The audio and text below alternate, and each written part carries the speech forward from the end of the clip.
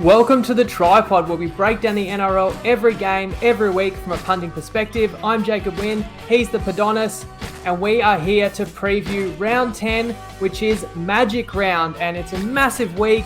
And in fact, this is one of two preview shows. We have a bonus preview episode that's going to go up live tomorrow night, all the same places. Watch it live at 7 p.m. Thursday night, Facebook, YouTube, or listen or watch back later. We're going to have a host of guests. I'll talk more about that later. We've got Winning Mood, which is live tonight as well. So we've got heaps of tips to share. This will be a regular preview though. And we've got our regular, best bets and mixed matchup, but we've got some extra special and creative markets to share in the next 24 hours too. So it's a great time to be a footy fan. We've got a bunch of awesome games to unpack, and we're on a little roll as well coming into this big weekend. Back-to-back sweeps, and talk about the highs and lows of punting. Padonis, we got them all in one game, that Sharks-Warriors game. Yeah, 100%. It was a phenomenal week last week. Ebbs and flows. It was a roller coaster, conceding that send-off, and then the Sharks fighting back to not only win us the mixed matchup, but also the 13+ as our best bet, which looked long gone just before halftime. And on to Magic Round, and hopefully the pod can create a bit more magic.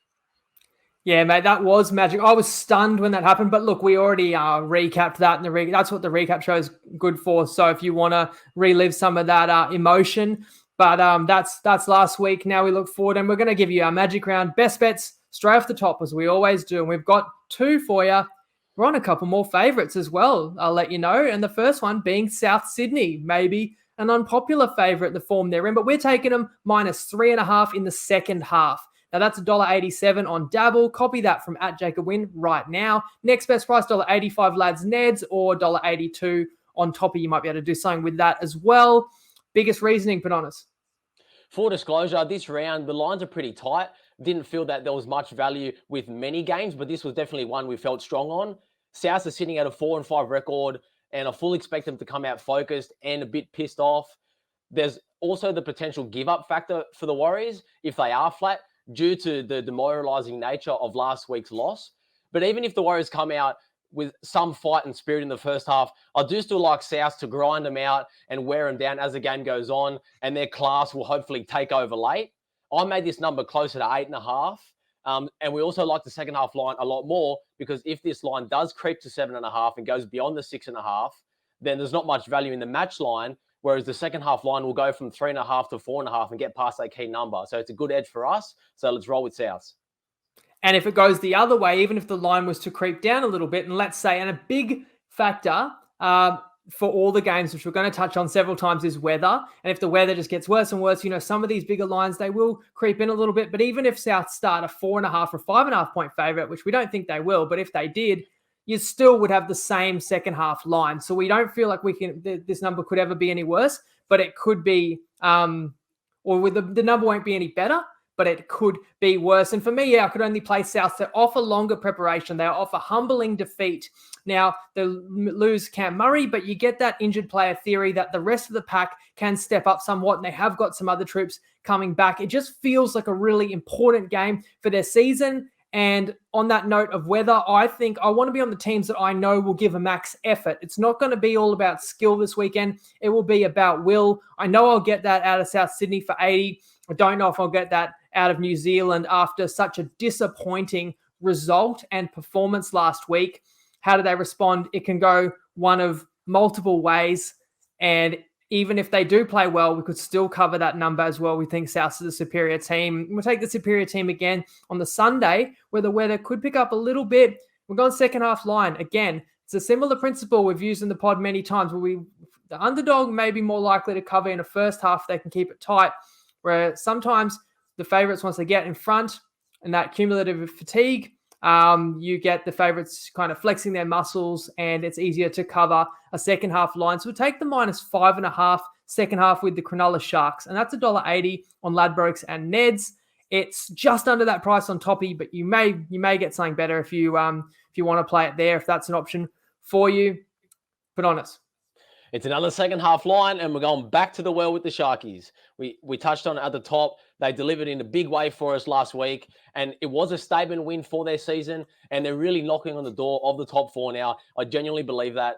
Losing Kennedy, for me, is not much of a downgrade, given that Hines will defend in fullback and he'll still play in the line in attack with the ball, as he's done all season. If anything, it'll probably keep Hines a little bit fresher, doesn't have to make all those same tackles in the line. The Sharks are one of the best sides in the comp at playing what's in front of them and playing some footy. And that's exactly what they'll be able to do here, with the weather predicted to be a bit better on Sunday. And they should put a lot of strain on the Raiders' defensive line, who can be frail against the other top sides. Whiten's still suspended, and they were poor against the Bulldogs last week despite winning. So I think that's played into the spread a bit here, and it should be 12 or above. So I like that small edge we're getting. And the Raiders, let's not forget, they scored a last-minute winner against the Sharks in round 1. So I like the revenge element. Sharks to get one back here and cover the spread here in the second half. Yeah, and Cronulla just are on a roll. And if you want to question, well, that would have taken a lot of petrol out of the tank last week, maybe a little bit, but I think that's compensated for just the energy boost and the confidence that you get out of a performance like that. If you can hold a team for 50-plus minutes to 0 line breaks with 12 men and at one point 11, imagine how well you can defend with 13. And if the weather does improve, I mean, we don't know exactly what the conditions will be, but I think if the weather's bad, they'll be restricting the Raiders to a low score, and if the weather's a bit better, the Sharkies will be putting on points. And I feel like if they didn't cop a send-off last week, they easily could have beaten New Zealand by 50, just seeing the state of mind that Warriors team was in compared to Cronulla. So we're actually getting a cheap line here if you look at it that way, depending on what respect you have for the Raiders. Now, yeah, they got the monkey off their back. I think that was a pressure release win last week, but it wasn't that impressive at all. They had all the ball and only scored 2 tries. You mentioned they're still missing Whiten. We think the Sharks, even with a couple of suspensions, cover those positions pretty well. They look strong to me, and I don't think they'll be complacent either after failing their last recent trip to Suncorp Stadium. So I reckon they'll go strong here. So that's our second best bet, Sharks minus 5.5. Let's jump straight into where the moves have been in the market, thanks to our sponsored segment, Market Watch from Top Sport. G'day TryPod family, it's Tristan here from Top Sport, and we've got Magic Round. We've got Magic Round upon us, and it's exciting. Unfortunately, the weather's not really doing its part. There's going to be some low-scoring games you'd expect, and I guess something to monitor throughout the course of the weekend is how the ground plays, particularly on the Sunday matches. So I think the rain's meant to stick around till Friday, and then maybe Saturday's okay and Sunday's okay, but obviously there'll be a little bit of damage done, you'd feel, in the lead up, and then with so many games on the one surface. So it's added an extra layer of complexity to price these games up. So what I'm excited about actually is that the vast majority of these games are nice and tight in the betting. So Cronulla-Canberra is the only game which is over 10 at the moment, and then the total points, every game is under 40.5, so or the line set at under 40.5. So they'll be tight, low-scoring matches you'd expect, but keep an eye on what any trends are, because there might be some things to keep in mind as we get deeper into the ground, where bookmakers and the traders are focusing on the game that's upon us, but maybe there might be some trends there that you can take advantage of. Probably the biggest move of the round so far has actually been the Roosters against the Eels. They've been back 3.5 into 2.5, just solid money in that. And then the Panthers Storm has been the same move. So that game opened at Pickham. Well, it was Pickham before the Panthers lost against the Eels there last week, and then obviously before Pappenhausen got hurt. So we had to factor both of those elements in, and now the Panthers go in at 2.5-point favourites, but there's been a little bit of pushback for the Storm. So fascinating week coming up. Hope everyone backs a winner, and as always, gamble responsibly. Tristan looks all right there. We talked about the mixed matchup before because he sent me his market recap for the live show last week. And at that point in time, the Warriors were playing with an extra man against the Sharks, and they thought they were going to have a miracle win on their side of the equation, with a lot of money riding, obviously, on the mixed matchup as it does every week, but into Cronulla. Every big favourite won over the weekend last week after some upsets Thursday, Friday. People back to Cronulla with the line. People back to Cronulla halftime, full time. And I never, apologise. We are rivals, us and the bookies, even though we've got to work with them. But I even texted Tristan on Monday and said sorry about that one, because we were cheering the way that Cronulla not only won the game but covered. And I actually felt like that must have been a gut punch for Toppy and for a lot of bookies. But Tristan's not usually too emotional with results, but I will say, in his reply, included the spew emoji. So I think they were just so disgusted by how the Warriors played. And hey, we're going up against the Warriors this week. As I said on the recap as well, I believe the TryPod New Zealand Warriors curse is broken. We'll put it to the test with our best bet for Magic Round as well on Saturday. Again, Tristan touched on weather being a theme, and And talking about trends, if the first game or two on Friday night is 6-4, 8-2 kind of scores with 10 to go, maybe these totals that are around 35.5, 37.5, maybe they're too high. And maybe you just smash unders for Saturday. Or if the weather doesn't end up being that bad and the surface is holding up and the scores are in the 20s, then maybe you play over these really low totals. So that's the kind of stuff where you might see something in a prior game that can help you assess what might play out in later games. Of course, weather, it's always a little bit unpredictable. But look, Tristan mentioned a couple of blockbuster matches for the round, and it kicks off with arguably the biggest blockbuster of all. We've got 15th versus 16th. I'm actually, in all seriousness, I'm really intrigued by this one. I think it's going to be dead set warfare. It is the Bulldogs against the Knights, and the Knights are 2.5-point underdogs. And I love the fact that they did match this up. It had to be deliberate to try and match a lot of teams against opponents of a similar level. So we should get a lot of close games. Definitely expect that. In this case, the Dogs have no major changes from the side that did lose down in Canberra last week. The Knights get back Mitch Barnett from that long suspension. Clune returns from injury. How did you see this one, Padonis? Yeah, so the Knights couldn't have played any worse over the past 5 to 6 weeks. And the fact that they are only a 2.5-point underdog, it also shows how low the Bulldogs are rated by the market. So we can give ourselves a small pat on the back because we did predict that pre-season when they were a bit of a smoky pick to make the 8. And this is a game for us that, as we said, is 15th versus 16th. We did have the Dogs as a futures bet to win the spoon to come last. So I am cheering for the Knights, although I did slightly lean to the Bulldogs in this game. Barnett and Clune returning, I don't feel that's as significant enough to mean they're still missing a bunch of players. And the Bulldogs are limited, but in wet conditions, I do favour their forward pack. And the kicking game of Burden is an edge in this game. So I can make a case for both teams because Newcastle are in a big spot off a few losses. They should come out hard and play hard. But I did expect the Bulldogs to be a bigger favourite than what they were. But ultimately, because the spot is in favour of Newcastle, it's a pass for me. My biggest lean probably would have been the unders in this game, but given that it's already at 34.5, it's way too low, and you can't play that number. Yeah, the secret's out. It's the common narrative of this round, which is unfortunate. Is a lot of people are going to be looking at unders and not expecting a lot of points, and that does also mean, I should say off the top, like any underdog catching those points, they're more valuable in low-scoring games, and the 2.5 could be all the difference. And if this game was pick'em, I probably would be with you on the Dogs. But I feel that line's probably about right because I'm with you. I can make a case for both sides. Second week in a row, you could argue the Bulldogs come in with the better spine. Now, if you think about it, you look at each spine, neither of them blows you away. They've both got one crown jewel. It's Burton on one side and Callum Ponga on the other side. And I think Burton's gone better than Ponga right now. I think that's massive what you touched on. Forward pack, I reckon the battle's pretty even with the Knights, who I know will be improved. For one reason, then they're coming down in class. Who have they played recently? Para, Melbourne, and a flying Cowboys team in Townsville. Now you come down and play the Dogs on a neutral, and you do get back 2 key forwards, which they've been crying out for. So I know the Knights will be better. So I think their forward pack matches it. But in poor conditions, you're right. Like the kicking game could decide it. So you're looking at Birdo and even Flanagan as well. I really considered the Knights because I felt like they'll be so desperate and they're really trying to get that pressure release win. And this could be an all-in spot because it is very winnable. But then you can say it's winnable for the Dogs as well. So ultimately, felt the line was probably around where it should be. Let's move to another really interesting clash, which is Seagulls Broncos at the primetime Friday game. If I didn't mention already, the previous game also Friday. No games Thursday night. It's going to be tough. But that's part of the reason why we're giving you that bonus pod. That will fill some of your footy fix.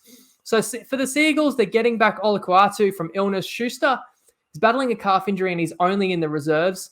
For the Broncos, Haas and Capewell are back, and they've won back-to-back weeks as double-digit underdogs, and that's why the line for this game is much lower, even against a side that finished top 4 last year. Now, Padonis, you leaned to Brisbane the last 2 weeks, but has the market kind of caught up to their ability now? Yeah, so the Broncos are starting to build some genuine momentum, and after a bit of a winning streak, they're full of confidence. No one can deny that, but I do agree with you. The market is starting to catch up with them as a team. I don't feel there's any value either way, and I think the market's pretty spot on here. And when I was going through the two teams, I found it hard to really find many edges in this game. I feel that Reynolds and Cherry Evans' kicking games are pretty even. You'd say they'd cancel each other out. With Capewell and Haas back and Schuster still sidelined. He's in the reserves, but I think he'll miss. It is hard to split the forward packs, and you'd probably give the edge to Brisbane in the outside backs with Staggs and Farnworth. But then the X factor of Turbo is a pretty significant factor. And given he's got some extra match sharpness from last week, and I didn't feel that he was that impressive last week, he should improve leaps and bounds. It's pretty hard to split the sides. And then you've got the Suncorp factor. It's considered an away game for Brisbane, but they are at home. So I feel the line was fair. So ultimately it's a pass as well. Yeah, you mentioned it. I think kicking will be big in poor weather conditions, and that duel of DCE versus Reynolds, that could decide this, and that'll be fascinating to watch. And I look at both forward packs, and I agree, can't really split them, and they're both very powerful forward packs, and maybe that partisan crowd, the one game where you kind of do have a true home advantage. I know there's a lot of fans from everywhere, but the Broncos fans will come out on Friday night, and that could boost the energy of the Brisbane side and put pressure on the referee in tight moments. I always feel like it can sway a call or two, just, in terms of when a 6 again is called or a penalty at the right time. Manly is the better side, and then really, as you say, splitting the sides. I mean, it's the biggest reason is because of the man that plays fullback. And I thought I would be laying the 3.5, to be honest, with Manly, because just first glance, I thought that seems a little bit light. I know Manly's better, but it's all those intangibles. It's the crowd. It's Manly's travelling. It's Brisbane's off the longer turnaround. I actually think that on closer examination, I would lean to Brisbane. But again, I feel like the line's probably where it should be. Saturday, we kick off a triple header with a game you've heard our best bet. But the overall line for Warriors Rabbitohs is Rabbitohs -6.5. The Warriors will be boosted by the return of Tohu Harris off an ACL, which he did in round 18 last year. Montoya is also back, which moves Pompey to the centres. And Cam Murray is a huge loss for the Rabbitohs, no doubt. Reports he may need surgery for a neck and shoulder issue. Host is back for the Rabbitohs. They're slotting Arrow to lock, and Tom Burgess is also back. And Nikorima, who's only just recently signed, is going to be straight onto the interchange bench, maybe playing that Benji Marshall role. Now, we talked in the recap again about how New Zealand went about bottling that Sharks game.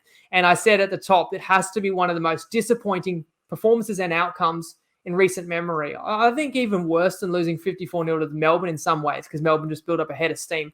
We're talking about a New Zealand side that was winning 10-6 and playing against 12, and for 10 minutes playing against 11. And during that period of time after leading 10-6, they lost the game 23-0 with 0 line breaks. Just incredible, diabolical stuff. So when you suffer that level of disappointment, which way does it go? Because we saw they got obliterated by the Storm, and they did come back and win the next week against the Raiders. Not that they were overly impressive, but they clung on there and got it done. But on the other hand, at what point do we think New Zealand could be in disarray?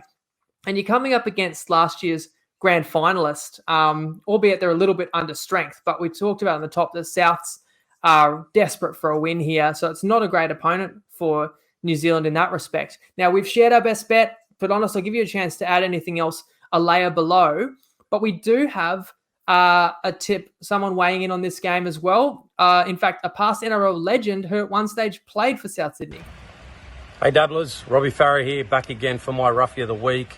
Magic round this weekend up at Suncorp, always a great weekend of footy. I think we're going to see some great games. My roughie this weekend, I know they were terrible last week. The Warriors, they're getting slammed from pillar to post, but I think the bounce back factor this weekend against a Rabbitohs side missing some key players, they're really good value, the Warriors. I think they can bounce back this week. Have some fun, get on Dabble, have some banter with your friends, copy some bets, and all the best. And thanks to Dabble for making those clips possible and the pod possible as well. There's lots of reasons to give it a try, and several people have jumped on. And there's some novelties with Dabble, but I don't know about you, Padonis. I don't feel like the novelty's really worn off. I really still enjoy the platform, and a lot of other people are enjoying it. And the biggest amount of feedback I've had is people saying, when's it coming to New Zealand? So sorry about that. We do love our Kiwi followers, and I am passing that on. I'm trying to put the pressure on them and telling them they got to get over across the ditch. I won my same game multi as well, which was involving the New Zealand game, and I'll try and put one together, and that's kind of exclusively on Dabble, because they do have some markets for same game multis that other bookies don't even have. If you need an account, use the code TryPod when you join. Now, let's acknowledge Robbie is up against us again, and take your hat off to him, because he's got a winning record on this show. And he took the Dragons against us on Anzac Day and that one. And then he backed it up and took the Cowboys over the Eels the following week. And last week he had a bye. So you could say he's fresh and he's going New Zealand. We're obviously up against him. But did you have any other key thoughts on this game? Yeah, so interesting, Robbie is on the Warriors, and it's usually a spot that we look for as well in our traditional handicapping sense, where we take a team that everyone's happy to write off, and that would be the Warriors this week. But I do feel that after watching Nathan Brown's press conference after the game early in the week, he was scratching for answers, and he doesn't know where it all went wrong.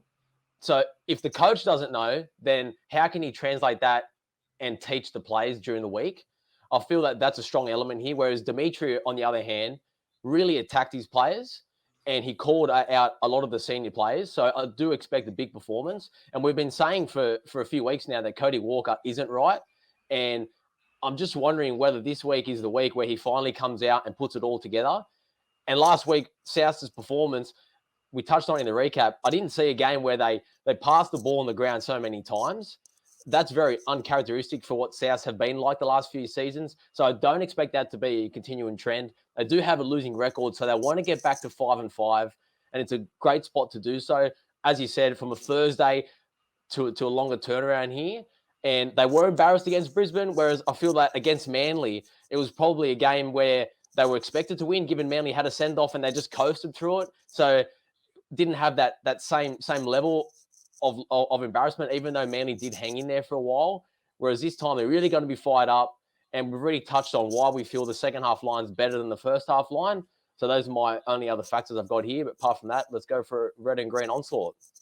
Yeah, they've been very patchy, and we actually discussed in the recap that we probably had Souths overrated, and you can actually pick apart even a few of the games they've won as maybe it wasn't impressive and involving send-offs and sin bins. And yet here we are, we find ourselves on them, but that's because they probably are a bit on the nose with the marketplace, and we still believe that they're a finals caliber side. And I don't want to back Souths because, this will be the week Cody Walker turns it on. This will be the week, because who knows? And it might not be the conditions for it, but I really believe it'll begin with the effort, and it'll begin with the intensity and on the back of their defense. Game here that's really tough to split in the twilight on Saturday, Titans-Dragons, and the Dragons come in -1.5 favorites. The Titans get back Jaden Campbell at fullback, so they revert to their initial spine that they trained in the preseason with, which is Brimson at 6. Sammy back on the wing. Izako from fullback to the other wing, so Marzu and Thompson, are out. And the Dragons are stuck with the same 17 that was outclassed by Melbourne. Yes, that means Mbai still at fullback. This is an interesting game, a tough one. Which direction did you go? It was a pretty tough game there. And after watching last week's performance, you would say that the Titans did hit rock bottom. So I would be expecting a much improved effort against the Dragons team, who are more at their level. And with Brimson in 5'8" and Campbell returning in fullback, even though we still have some question marks about them, that's the best spine that the Gold Coast can put out this year. So I feel that will be an improvement in what they've been able to produce so far. And I would still take their spine over the Dragons after all that's said and done. And Tino did call himself out in the press conference, and he attacked the other forwards around him. So I would expect them to come out hard in the middle. But I can also make a case for the Dragons, given that it will be wet conditions. And in wet conditions, it is important if you guys have a strong defensive line. And the Dragons have been playing hard and defending well. They kept Melbourne to 12 points in that first half. And then, it sort of got away from them in the second half there. But there's also an unknown element that we touched on in the recap about the Titans, or whether or not there's a deeper issue. So until I see a noticeable change in performance, I don't want to bet on them. So I'm happy to pass the game as well. Yeah, I look at the Titans and I feel like they've got more talent. I say, unquote, the likes of your Campbell, your Brimson, and arguably in the forward pack, like Fodawaker and Tino, they're probably better prospects than anybody who plays for the Dragons pack. But right now, what does that talent really count for? And I actually, in a weird way, respect that Hooker's stuck with the same side that got pumped by Melbourne, because he didn't overreact, because it's a reality that they really had, they couldn't match up with Melbourne, and a lot of teams get made to look that bad. Now, we've been calling for Campbell to come back and play. He's got to be in the lineup. I'm still a believer in Brimo. I know I've criticised because he's been really underwhelming at 5'8", but overall, I'm a believer that he can be a really good 5'8" in this competition. But having said that, that's where the Titans need to look for points is Campbell and Brimo. And again, will the conditions allow them to play their best footy? Whereas you look at the other side, arguably the best player in this game is the Dragons captain, Ben Hunt, and he can dictate it with his kicking game. That's also why I lean to St. George. I think they should be the favourites. So we didn't come up with a bet on that one. And how about this Saturday night? We get two absolute juggernauts colliding. Not just the best two teams of this year, but the best two teams of the 2020s by a fair distance as well. It's Melbourne against Penrith, and Penrith are a 2.5-point favourite. And that is sadly because Pappenhausen won't be playing with that injured hamstring in addition to that knee. So Meaney is fullback. Eremea moves to the wing with Remus Smith also out, bringing in Marion Seve. The Premiers are full strength. And this will be the third time that Melbourne and Penrith meet at Suncorp Stadium in under 12 months, in fact. Which way would you lean? Yeah, it's easily the match of the round, and it could very well be the grand final preview. The game does lose a bit of shine, as you touched on, with Pappenhausen out, but we've seen time and time again from Bellamy coach sides that they can slot in a backup or reserve player, and they just exceed expectations straight away. So there could be some of that injured play theory here, and in this case, it is Nick Meaney, who has had some experience at least in fullback when he was at his time at the Bulldogs. And I was actually looking to lean Penrith coming off last week's loss and with a bit of extended rest. But when I think about the injury to Pappenhausen, I think the market's overreacted to that. And it was -1.5 to Melbourne, and it's moved to 3 points to a 2.5-point underdog. But had it have moved 1.5 or 2 points and Penrith were a 1.5-point favourite, I probably would have leaned Penrith.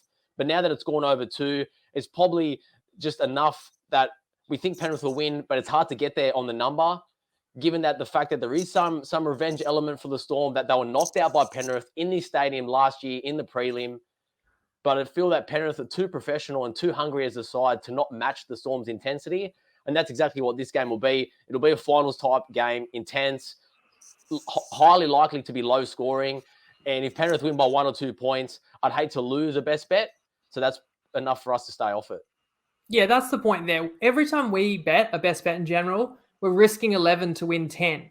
So if the line's -2.5 and you want to bet Penrith, you really have to believe the line should be -4.5. Otherwise, you don't have an edge there. You're going to lose long-term if you're winning only 50% of the time.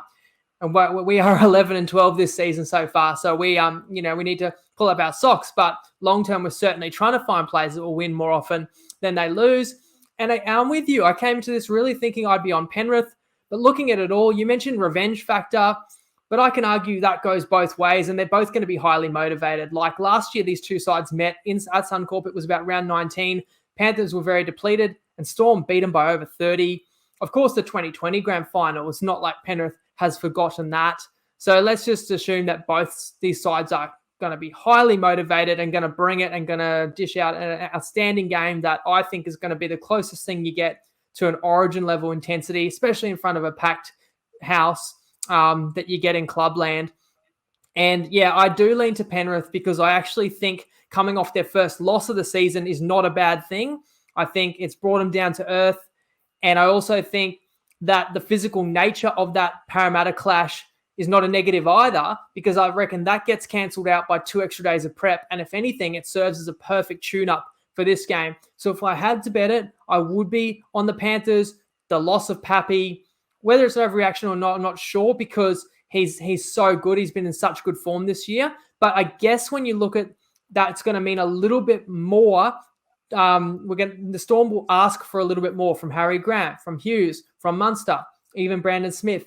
You've got other playmakers that are just going to have to touch the ball a little bit more often. That's not necessarily a bad thing. I mean, isn't that frightening that the underdog in this game has Grant, Hughes, and Munster? You know they're going to throw everything at Penrith. They're not going to give them anything easy. So in summary, Penrith has to be favourites. If the conditions were better, maybe the line would be 4.5. But again, in terrible conditions, those points are at a premium. And I think ultimately this game will be decided by how the Storm back three handles Cleary's kicks. And that's kind of almost how the grand final was decided. Souths can let you know that if your back three can't handle Cleary's kicks, it's extremely hard to beat this Panthers side. So lean, Penrith, don't need to bet it, I actually feel, because you're going to enjoy this. Just sit back and enjoy it. It's going to be an absolute barn burner Saturday night. Sunday, we kick off the triple header with the second game that we have a best bet on, and that's Sharks hosting the Raiders. And the Raiders are the biggest underdog of the round. They're a plus 11.5. But, the NRL tried to match up these teams evenly. Before the season, these two teams were both on the cusp of the 8. Right around that conversation. Now the Sharks has got like a top 4 side, and the Raiders probably fighting to not be a bottom 4 side. Now Cronulla will be missing Kennedy and Ramian, both suspended. So Hines plays fullback, Trindle to 7, Tracy to centre, Mulatalo to the wing. And for the Raiders, their prodigal son, Croker, he came back last week and then sadly got injured. So that moves straight into Seb Chris, and Savage is on the bench. Put on as additional factors on top of our best bet, which is, again, Sharks minus 5.5, second half, $1.80. Yeah, so the last thing for me on this game is just to touch on that fatigue element, is that it's an easy handicap on face value to say that playing with 12 men last week does tire them out the week after. But you touched on it, and the counter to that as well is that the Sharks did hold the ball for most of the second half, and they weren't doing a whole lot of defending. So how much did it really take out of them? I'd argue that they still have a lot of energy still in the tank. And even if they are a bit tired, how much will the Raiders be able to throw at them? They are still missing Wyden, and they had 61% of possession against the Bulldogs. They made the Dogs have 132 more tackles than them last week, and they still only managed 2 tries despite all that weight of possession. So the Sharks are a much tougher defensive unit, way up in class what Canberra's faced. And I'll put it to this way, Jacob, as well. At the start of the season, the Sharks and the Raiders were 2 sides that I had the Sharks 8th and you had Canberra 8th, and we had them slightly the other way around. And now we've gone 9 weeks into the season, and the Sharks have exceeded both of our expectations, you'd say, and Canberra have slightly disappointed, and it shows in the gap of the 2 sides now with this point spread. I mean, pre-season, I did pick the Raiders to come 8th. Well, possibly even 7th. But that was about 2 hours before the Fogarty news broke. So that was pretty much been all downhill for the Raiders since then. Although they got that round 1 win, it was a best bet. Well done, Canberra. I can't see them winning this week. And I mentioned, I think Cronulla comes in full focus because they already got upset as a double-digit favourite 2 weeks ago in this stadium. They won't let that happen again.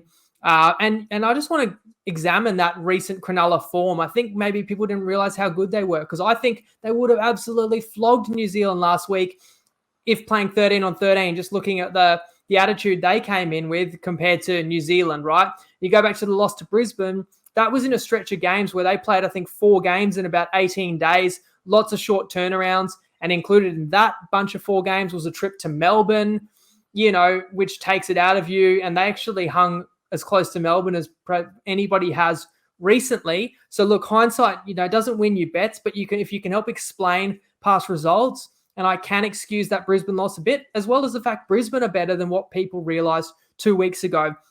Now, we talked about the suspended guys, Hines to fullback. Yeah, I agree, you don't lose too much. And Trindle is a very capable replacement in the halves as well. Really like the playmakers in the outside backs, your Talakais, Connor Tracy, Mulatalo, Katoa, really the whole lot. And then the forward pack is so strong, and so is the bench. On the bench, you've got Wade Grahams and Cam McInnes and Royce Hunt. So only question to me was, what do I make of Canberra? Because I know that the Sharkies are formidable. We've touched on it. Canberra, no Wyden, 2 tries all game with all the ball against the Dogs.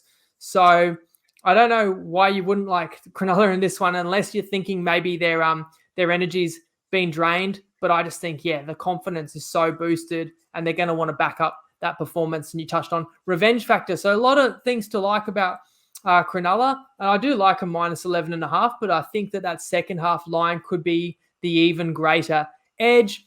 We're going to build that into the mixed matchup as well. We are going to take the Sharks only with their second half points. So however many points Cronulla scores in the second half, they're expected to score 12. Mind you, Sunday is looking to be more promising with the weather.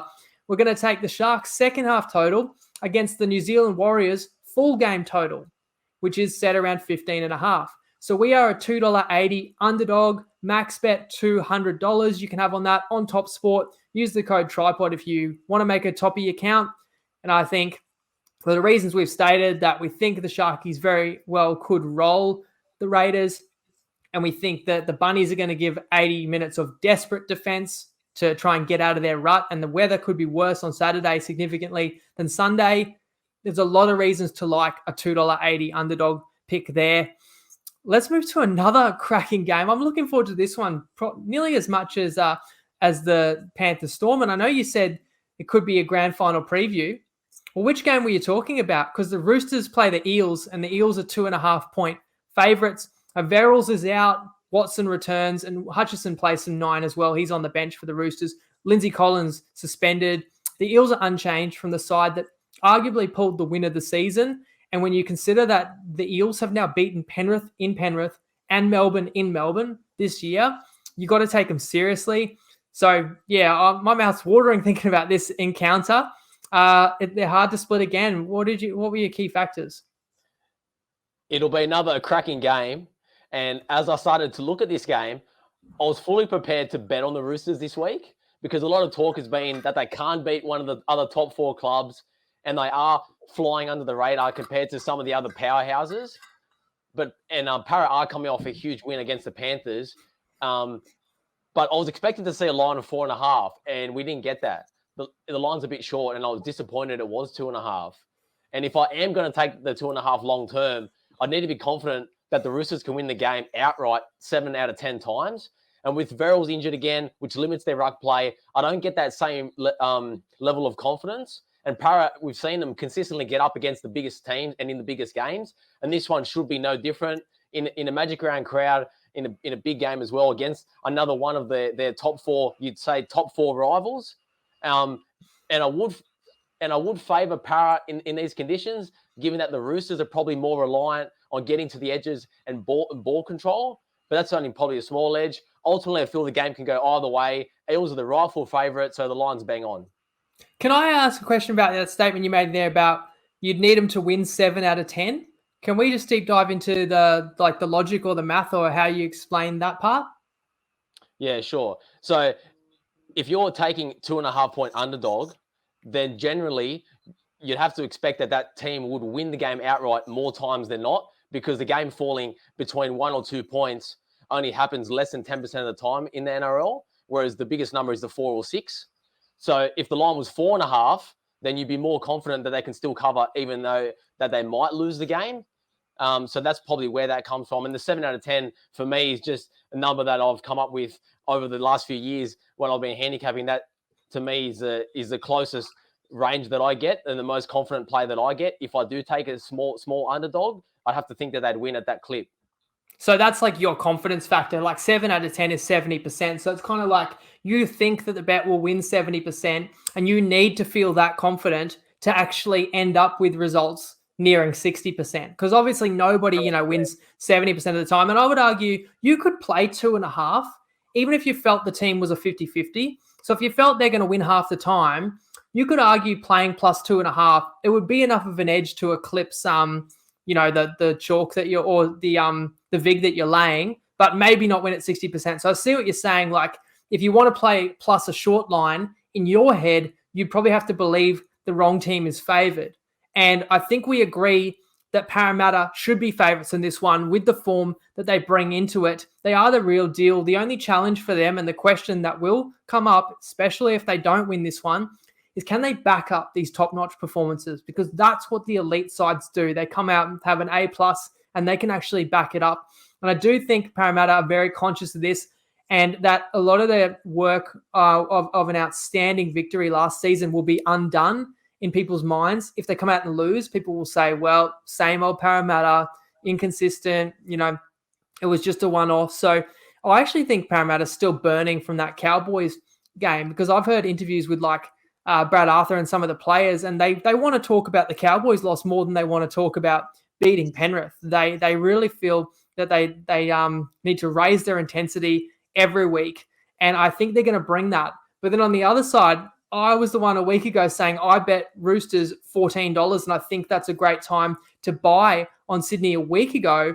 So you know that I'm a big believer. And Padonis, I think you also believe a lot in the ceiling of this Roosters side. So that's probably why you're thinking you might want to play the Roosters this week, because I think they can get to Parramatta's level. I think they could even go past Parramatta. But right now, it's clear to me the Eels are the better side, and they're going better as well. So no line value for me either. I'll be cheering the Roosters, that's for sure, because I will give a shout out to Matty the Undertaker, and he's going to join the pod live tomorrow. I might as well say it now. Among a host of gun tipsters, we got Ben Williamson, we got Brent Douglas, the NRL stats man, we got Dane Jeffries, who's been giving us killer rugby tips, and we've got, even you're going to join as a cameo, Padonis. We've got Tim Moody, the Supercoach champion, some other NRL legends, and we've got some special markets. But Undertaker, I wanted to give a special shout out because he presented a real deep dive into the schedules of the top teams for futures betting purposes. And his conclusion was that the Roosters have probably the toughest run of anybody. So you look at them going, well, if the Roosters are serious and think they can give the competition a shake, they've got to finish top 4. But as highlighted by that excellent deep dive by The Undertaker, they will not finish in the top 4 without some upsets. So this is such an important game for them, but it's important for Parramatta as well. So it's going to be another one that's going to be so enjoyable to watch. And it'll also be the jersey giveaway game. So just comment who you think will score the last try and the minute that you think they'll score. For example, Gutho 70. The minute is the tiebreaker. Final game, Sunday night, Tigers, Cowboys. The Cowboys are 8.5-point favourites. The Tigers get back Luciano Leilua, possibly Mamalo, pending HIA. The Cowboys are unchanged again. Are you a believer in North Queensland yet, Padonis? I am a believer in the Cowboys, despite everyone out there thinking that we constantly hate on them each week. But again, it's another one of those games where we're always going to let the market dictate our bets. And if Dane Laurie was playing, then there's no surprises here that I'd be confident to take on the Cowboys, because I think Hastings has been super impressive since he has come back. And I'd be taking a points with the team that I feel has the better spine if Laurie was playing. But I could also make a case for the Cows too, given that Todd Payten's team are going through a pretty remarkable period right now, and the young players hardly look flustered, and their team spirit is at an all-time high. So it's hard to jump out and get in front of that. But had it been 10.5, I'd take the Tigers. But then had it have been 6.5, I'd happily lay the line with the Cowboys too. So it's one of those where I think the market's pretty fair where it is. So again, it's another pass for us. Even when you don't mean to, I feel like you slander the Cowboys, suggesting that if Laurie was there, that the Tigers have the better spine than the Cows. I mean, at some point, yeah, I think that the key factor with the Cowboys, which I've come to realize in the last couple of weeks, and that's why I didn't want any part of that, the plus 16.5 against them last week, is they're greater than the sum of their parts. They are playing so much better, and young players are improving. And these young guys, some of the guys in this Cowboys team are hearing, that they're the buy of the season, or that they're in the origin frame and they're on a winning streak and they're in the top 4. It's all things they've never heard before because they've been downtrodden for the last couple of years. So there's true confidence. The team is buzzing. There's something really to that. You can't look at these sides on paper, or else you're going to always think there's value against the Cowboys, but there's not when they've just on a roll. You've got to respect that. The Tigers, their fight back, and you mentioned Hastings, and he led that fight back against Manly. Look, it was impressive. Maybe it's been overlooked, the fact that Manly lost both their back rowers in the lead up to that game. You had Burbo training at one position all week, played another, even though he scored a double. Manly didn't quite put the Tigers away where they were in a position to. But in saying that, if you want to bet underdogs, and in this game, Tigers are plus 8.5, a good characteristic is a side that will keep fighting. The Tigers have shown that they will do that for you. So you can make a case for both of them. We'll leave it alone. And as I say, that will wrap our show. That's our regular preview. Please let us know what you make of our bets or any of your own bets. But tune in tomorrow night or anytime after that. 7 p.m. we're going to go live. Send your questions in. We've got some really special markets for players scoring tries, for player performance. We've got a bunch of tips coming in from all angles, and you're going to want some of your accounts ready, because I reckon some of these special markets, the prices might hold in there during the live show, but who knows how much longer. So awesome opportunity. This is going to be such a fantastic weekend of footy, and we've got the 8 games crammed into 3 days. So tomorrow's a quiet night. So tune in and spend it with us for an hour or so when we go live. And it's a great time to maybe join Top Sport or Dabble. And they're both, you can use the code TryPod if you would like to do that. Padonis, you're not going to jump in live. We're giving you the night off, but you've shared your thoughts on all the 8 games now, and you'll still provide a cameo tomorrow. But any closing thoughts for Magic Round? I should say you're going to do the recap live on your own as well. I got a family commitment Sunday, so Padonis will be back. Oh, it'll be quite late Sunday night, a night shift to give a recap on Magic Round. But any other thoughts? Looking forward to a ripping weekend of footy. Yeah, so on top of the preview extravaganza tomorrow that you touched on, there's no game tomorrow, so I won't be posting a multi, but stay tuned because I will be posting a special post in the group that will give everyone out there a bit more insight into our thought process and how we try to analyze and look at games. So stay tuned for that. But apart from that, good luck with all your tips this week and enjoy the games. The Padonis power ratings, that'll be exciting, and that'll create great discussion as well. And that's all the extra benefits you get in our group. We'll see you there. We'll chat to you there. We'll chat to you in the comments here. Thanks for tuning in as always, guys. Enjoy the weekend. Always gamble responsibly, and Lego.